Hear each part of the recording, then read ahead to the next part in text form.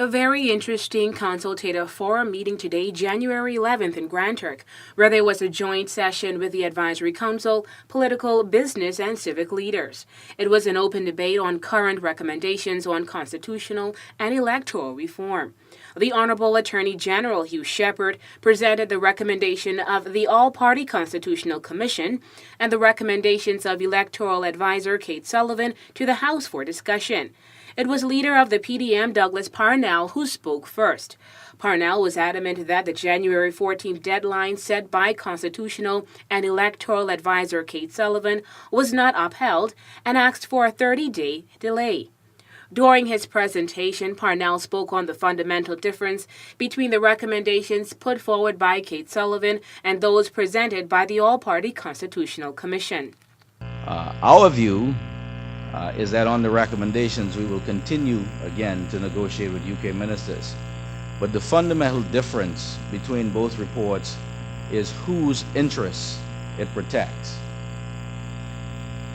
The All-Party Commission is seeking to establish a constitutional framework that provides for a country that can function with greater autonomy, but with appropriate checks and balances. Ms. Kate Sullivan's position, in my view, is to protect against greater contingent liabilities and certain interests for members of Her Majesty's government. And I believe that it is very clear from her recommendations that the view is to really dramatically alter the 2006 Constitution to one which achieves that, which is to essentially remove as much authority from the local government, in my view, as possible, reducing the number of persons elected, reducing the power of that greatly reduced number of elected persons. According to Parnell, there are 27 recommendations in the all-party constitutional documents. He said they all provide an advancement of the 2006 constitutional order. He spoke firmly on some of what he stands for. The 2006 constitutional order should not be dramatically altered.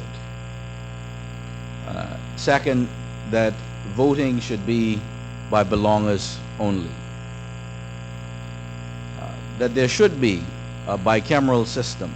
We should have if we're going to widen anything, we should have a widening of the number of persons who, in my view, stand for election.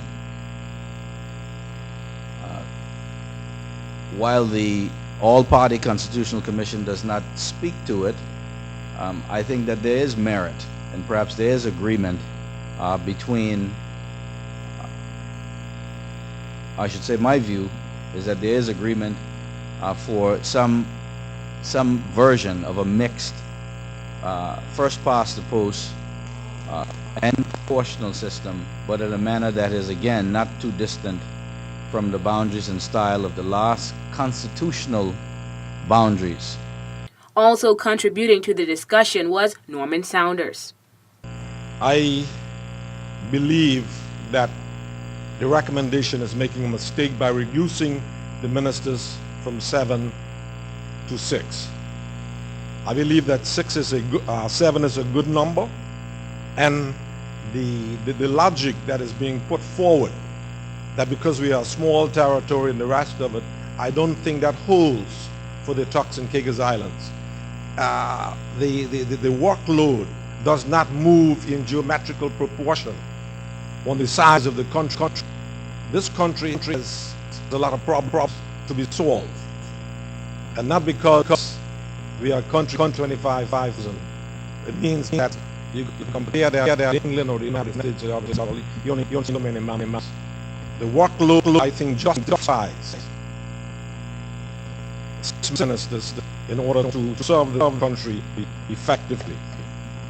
Former Chief Minister Derek Taylor was also invited to share his view of constitutional reform. I'm saying that within the last few months, that the experts they're talking about coming here, they do not understand the dynamics of Turks and Caicos, and therefore we are being put in a situation that is pre-76.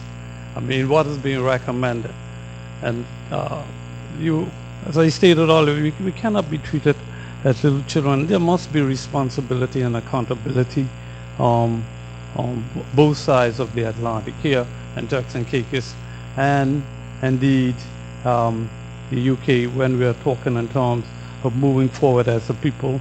And not only whatever we do, we also have to look in terms of where we are